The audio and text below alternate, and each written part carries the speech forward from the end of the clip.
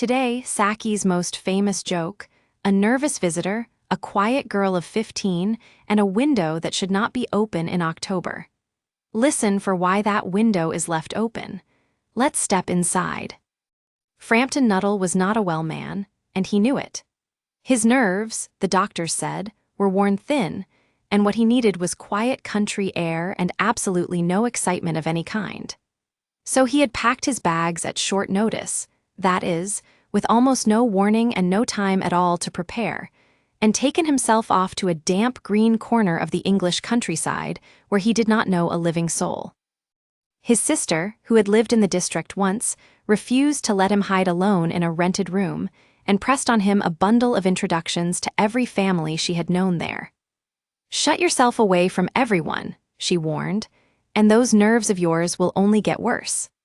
And so, on a chill October afternoon, Frampton walked up the gravel drive of a house he had never seen to call on a lady he had never met. A maid showed him into a long drawing room, and there, waiting for him, was a girl of about 15. "My aunt will be down in a few minutes, Mr. Nuttall," she said pleasantly. "You will have to make do with me until she comes." She sat very straight and did not seem the least bit shy. Frampton, who was extremely shy, tried to say something charming that would put them both at ease, that would make them feel calm and comfortable instead of stiff. Every polite sentence he began died halfway across the carpet. Then the girl decided it was time to speak. "Have you met many people in the neighborhood?" "Almost nobody. My sister lodged in the district some 4 years back and wrote me the introductions I am carrying. So my aunt is a complete stranger to you. Only her name and her address." Frampton, of course, took the girl at her word. He simply believed what she told him without thinking to check it. "Then nobody has told you what this house lost," the girl said softly. "It happened 3 years ago, after your sister's time here." A grief of that size seemed an odd thing to find in so restful a place. "Lost?" he repeated. The girl looked towards the far end of the room, where a tall window stood wide open onto the lawn.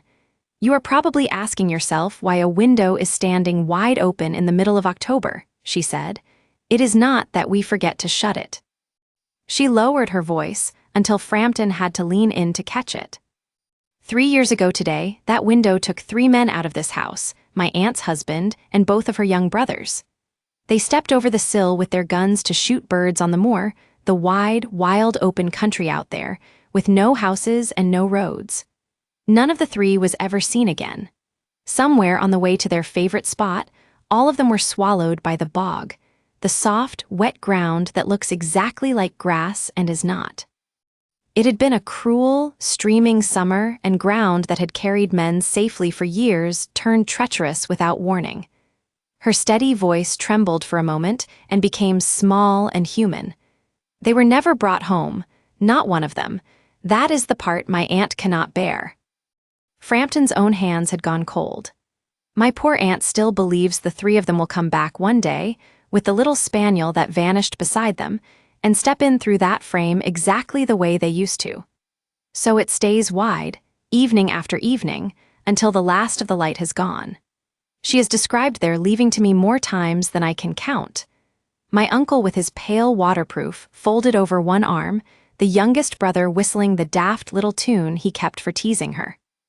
Do you know," the girl went on, with practiced composure, calmly, in the controlled way that long habit makes effortless, "on a still evening like this one, I get a horrible feeling that the 3 of them will come stepping back inside." Her voice trailed away, and she gave a small shiver. "Let's pause and look at the first 4 phrases. First, at short notice. If you do something at short notice, you do it with very little warning and almost no time to prepare. Frampton left for the country at short notice. Try it yourself. They asked me to give the speech at short notice. Second, put someone at ease. To put someone at ease is to make them feel calm and comfortable instead of nervous. Frampton tried and failed to put the girl at ease. A good host puts every guest at ease. Third, with practiced composure. If you speak with practiced composure, you stay calm and controlled in a way long habit has made effortless. The girl described the tragedy with practiced composure. And fourth, take someone at their word. If you take someone at their word, you believe what they tell you without checking. Frampton took the girl at her word, and that was his mistake. Say them with me. At short notice, put someone at ease with practiced composure, take someone at their word. Frampton could have cheered when the aunt herself swept in at last, full of apologies for being late. "I do hope Vera has been keeping you entertained," she said brightly. "She has been telling me a great deal," said Frampton. "You will forgive the window standing open, I hope," the aunt went on. "The men are due back from the birds at any moment, and this is the way they always choose. They have been out on the marshes, so my carpets are in for a dreadful time." She chattered happily on about the birds and how few ducks there were this year. To Frampton, it was all perfectly horrible. He did not doubt a single word of the girl's story. The poor woman, he decided, has lost her mind with grief and is keeping up appearances, going on politely, hour after hour, so that nobody sees what she really feels. She is sitting here waiting for 3 dead men to walk across her lawn. He made a desperate effort to turn the talk to a less dreadful subject, and chose the one he knew best, himself. "The doctors all agree," he announced, "on complete rest for me. No excitement, nothing that stirs the nerves. On diet they agree rather less." He described his sleeplessness, and the exact hours he was permitted to walk, being one of those men who believe a stranger longs to hear every detail of their health.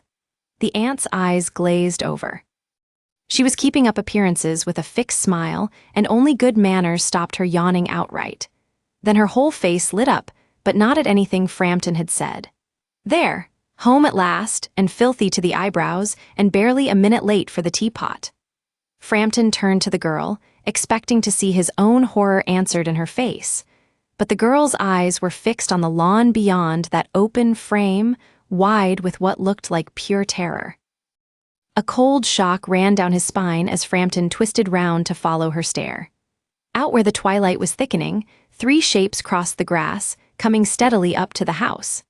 Each had a gun tucked under an arm, and one carried a pail waterproof slung across his back. A weary brown spaniel trotted at their boots. They came on out of the mist without a sound, until, close to the wall, a cracked young voice struck up that daft little tune. Frampton lost his nerve completely. His courage simply left him, all at once, and he could not stay a second longer. He snatched up his stick and hat and was through the hall, down the gravel and out at the gate before he had any memory of passing them. A cyclist threw himself into the hedge to keep from being knocked flat. Inside, the men in tweed climbed through the window, wiping their boots. "That's us back then," said the one carrying the pail waterproof. "Muddy, but it will brush off. Who was the fellow who shot past us on the drive?" "A Mr. Nuttall," said his wife. "He could talk of nothing but his own health and bolted the instant you came into sight as though he had met something out of a nightmare." "The dog, I should think," said the girl calmly. "Dogs terrify him. He was once chased into a country churchyard by a pack of strays and spent the night down in an open grave while they snarled and scratched above him." Everyone nodded. That explained it perfectly. And the family settled down to their tea, none the wiser, not one of them knowing the smallest part of what had really happened. For the whole tragedy was a flight of fancy, invented by a bored 15-year-old with a quarter of an hour to fill. She had taken Frampton in so completely that he ran for his life from 3 men walking home to their tea. Saki closes the story in 7 words, and they are worth hearing exactly as he wrote them. Romance at short notice was her speciality. Wild, thrilling invention, produced with no warning at all, that was the thing she was best at. And she had very likely taken you in as well. Now let's learn the last 5 phrases. First, keep up appearances. To keep up appearances is to go on behaving politely so that nobody sees what you really feel. Frampton thought the aunt was keeping up appearances. In fact, she was only bored. Second, lose one's nerve. To lose your nerve is to suddenly lose your courage so that you cannot go on. Frampton lost his nerve and ran. Third, take someone in. To take someone in is to fool them completely so that they believe something untrue. Vera took the visitor in without the slightest effort. Fourth, a flight of fancy. A flight of fancy is something invented purely out of imagination, with nothing real behind it. The whole tragedy was a flight of fancy. And fifth, none the wiser. If you are none the wiser, you still know nothing about the truth, even after the whole thing is over. The family drank their tea, none the wiser. Say them with me: keep up appearances, lose one's nerve, take someone in, a flight of fancy, none the wiser. And that is where Vera leaves us, Saki's small, wicked comedy about an open window. A nervous man arrives at short notice, fails to put a calm young girl at ease, and hears a terrible tale of 3 men swallowed by the bog. She tells it with practiced composure. He takes her at her word. He decides her aunt is only keeping up appearances over a broken heart, and when 3 muddy sportsmen walk out of the twilight, he loses his nerve and runs. The tragedy was a flight of fancy from beginning to end. She had taken him in, and her family sat down to tea, none the wiser. Now, one thing to do instead of questions.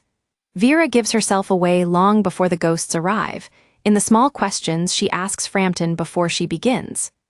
Go back and play that moment again, listening to her as a liar quietly testing the ground. How much can this man check?